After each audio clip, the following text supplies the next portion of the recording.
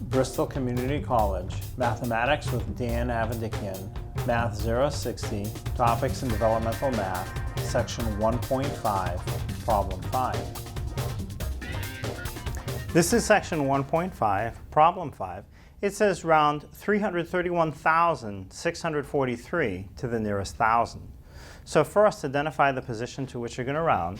So the one that I want to round to is the 1. That's the thousand position. The 3 that you start with on the far right is the ones position.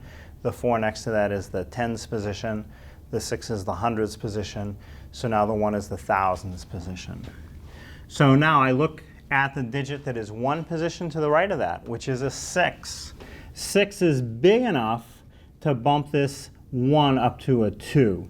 And then everything that comes after turns into a 0. So the first 3 will stay, the next 3 will stay.